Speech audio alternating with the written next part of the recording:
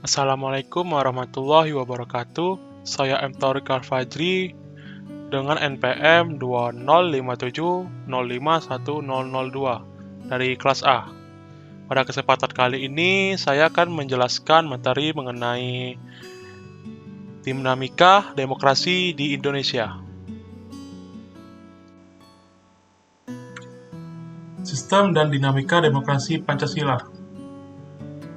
Pada sistem dan dinamika demokrasi Pancasila terdapat dua pembahasan, yaitu tentang hakikat demokrasi dan dinamika penerapan demokrasi Pancasila.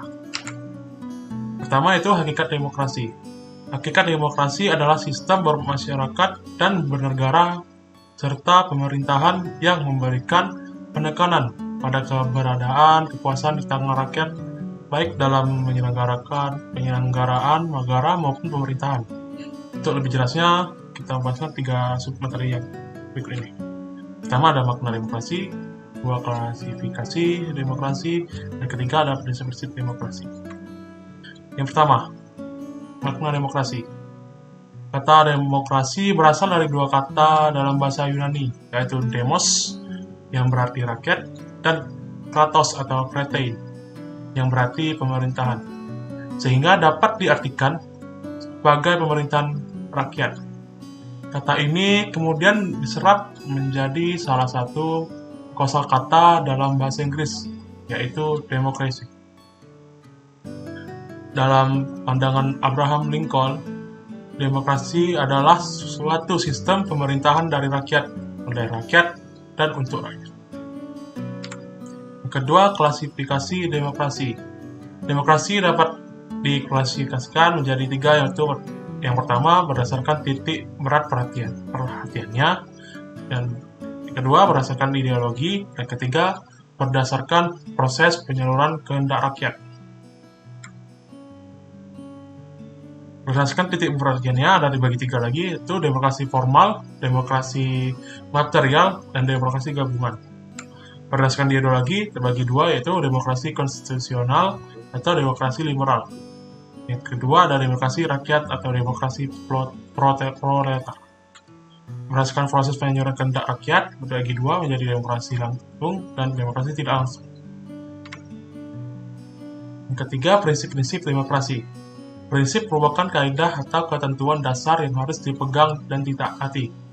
Prinsip demokrasi adalah beberapa kaidah dasar yang harus ada dan ditaati oleh negara penganut pemerintahan demokratis. Adapun prinsip-prinsip demokrasi tersebut sebagai berikutnya. Pertama, negara berdasarkan konstitusi. Kedua, jaminan HAM.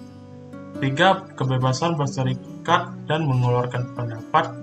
4, pergantian kekuasaan secara berkala. 5, adanya peradilan bebas dan tidak memihak. Keenam, penegakan hukum dan persamaan kedudukan setiap warga negara di depan hukum, dan ketujuh, jaminan bebas pers. Materi berikutnya yang B, dinamika penerapan demokrasi Pancasila. Pertama, prinsip-prinsip demokrasi di Indonesia. Bagi bangsa Indonesia, pilihan yang tepat dalam menerapkan paham demokrasi adalah dengan demokrasi Pancasila.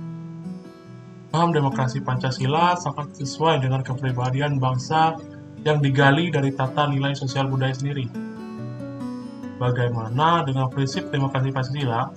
Ahmad Sanusi mengutarakan 10 pilar demokrasi konstitusional Indonesia menurut Pancasila dan Undang-Undang Dasar Negara Republik Indonesia tahun 1945. Pertama, demokrasi yang berketuhanan yang Maha Esa, demokrasi dengan kecerdasan, demokrasi yang berkedaulatan rakyat, demokrasi dengan rule of law, demokrasi dengan pemisahan kekuasaan negara, demokrasi dengan hak asasi manusia atau HAM, demokrasi dengan pengadilan yang merdeka, demokrasi dengan otonomi daerah, demokrasi dengan kemakmuran, dan terakhir demokrasi yang berkeadilan sosial.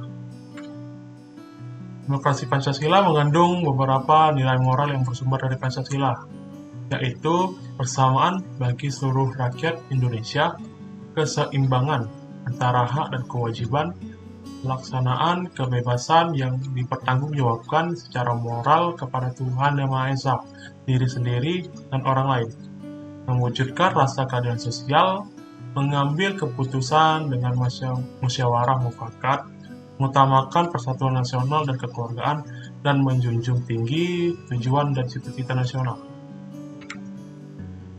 Kedua ada periodisasi perkembangan demokrasi Pancasila. Dalam perjalanan sejarah ketatanegaraan negara kita, semua konstitusi yang pernah berlaku menganut prinsip demokrasi. Hal ini dapat dilihat misalnya, pertama, dalam pasal 1 ayat 2 UUD 1945 sebelum diamandemen berbunyi, kedaulatan adalah di tangan rakyat dan dilakukan oleh Majelis Permusyawaratan Rakyat atau MPR. Yang kedua, dalam pasal 1 ayat 2 UUD Negara Republik Indonesia tahun 1945 setelah diamandemen berbunyi, kedaulatan berada di tangan rakyat dan dilaksanakan menurut Undang-Undang Dasar. Yang ketiga, dalam Konstitusi Republik Indonesia Serikat pasal 1 ayat 1 berbunyi, Republik Indonesia Serikat yang merdeka dan berdaulat ialah suatu negara hukum yang demokrasi dan berbentuk federasi.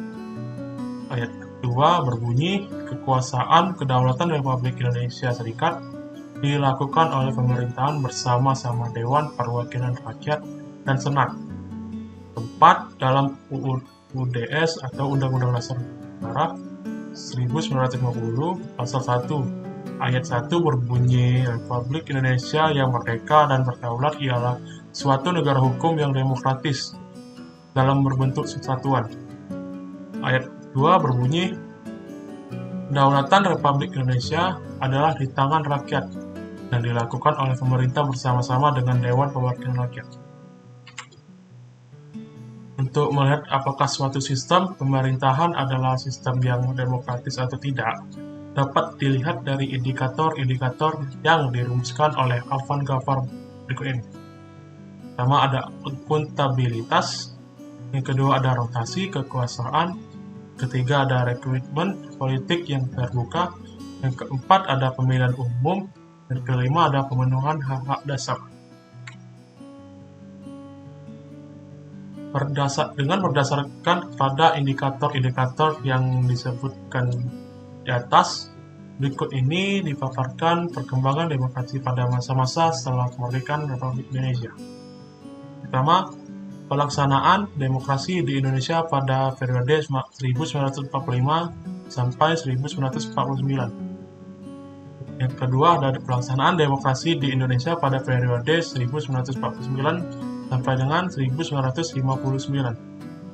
Yang ketiga, pelaksanaan demokrasi di Indonesia pada periode 1959 sampai dengan 1965. Keempat, ada pelaksanaan demokrasi di Indonesia pada periode 1965 sampai dengan 1998. Yang A, pelaksanaan demokrasi di Indonesia pada periode 1945 dan sampai dengan 1949. Akuntabilitas. Maklumat pemerintah tanggal 1 November 1945, 3 November 1945, dan 14 November 1945. Rotasi kekuasaan pada masa ini mengindikasi keinginan kuat dari para pemimpin negara untuk membentuk pemerintahan demokratis. Rekrutmen politik.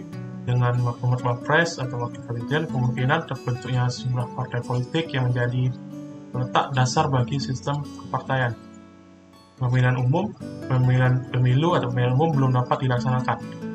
Pemenuhan hak-hak dasar, pemberian hak-hak politik secara menyeluruh. Pelaksanaan demokrasi di Indonesia pada periode 1949 sampai dengan 1959. Akuntabilitas, indikatornya menurut ahli hukum tata negara ini ada 5 aspek. Rotasi kekuasaan, kehidupan kepartaian boleh dikatakan memperoleh peluang yang sebesar-besarnya untuk berkembang secara maksimal. Rekrutmen politik, lembaga perwakilan rakyat atau parlemen memainkan peranan yang sangat tinggi dalam proses politik yang berjalan. Pemilihan umum Pemilihan umum hanya dilaksanakan satu kali, yaitu pada tahun 1955. Tapi pemilu tersebut benar-benar dilaksanakan dengan prinsip demokrasi. Pemenuhan hak-hak dasar dapat merasakan hak-hak dasar tidak dikurangi sama sekali, meskipun tidak semua warga dapat memanfaatkannya dengan maksimal. C. Ada pelaksanaan demokrasi di Indonesia pada periode 1959 sampai dengan 1965. Akuntabilitas telah terjadi pemasangan HAM, yaitu hak sipil dan politik, seperti hak untuk berserikat, berkumpul, mengeluarkan pendapat, pikiran, dan tulisan. Rotasi kekuasaan, sentralisasi kekuasaan yang semakin dominan dalam proses hubungan antar pemerintah pusat dan daerah. Rekrutmen politik dilakukan dengan tertutup. Pemilihan umum mengubur sistem kepartaian. Menguburnya sistem kepartaian. Pemenuhan hak-hak dasar manusia menjadi lemah. Yang keempat, ada pelaksanaan demokrasi di Indonesia pada periode 1965 sampai 1998. Akuntabilitas, sikap akomodatif terdapat tuntutan yang berkaitan dengan penegakan HAM. Rotasi kekuasaan legislatif hampir tidak pernah dilakukan. Rekrutmen politik, sistem rekrutmen dilakukan secara tertutup. Pemilihan umum, pemilu yang terdapat kecurangan. Pemenuhan hak dasar manusia masih lemah. Kelima, ada pelaksanaan demokrasi di Indonesia pada periode 1998 sampai sekarang. Akuntabilitas masa Orde Baru atau Orba yang berlawanan dengan kemajuan dan perlindungan HAM. Rotasi kekuasaan dilakukan dari mulai pemerintahan pusat sampai tingkat desa. Rekrutmen politik, sistem rekrutmen dilakukan secara terbuka. Pemilihan umum, pemilu dilaksanakan jauh lebih demokratis. Pemenuhan hak dasar rakyat terjamin. Mungkin hanya segitu yang bisa saya sampaikan untuk materi kali ini. Lebih dan kurangnya mohon maaf. Wassalamualaikum warahmatullahi wabarakatuh.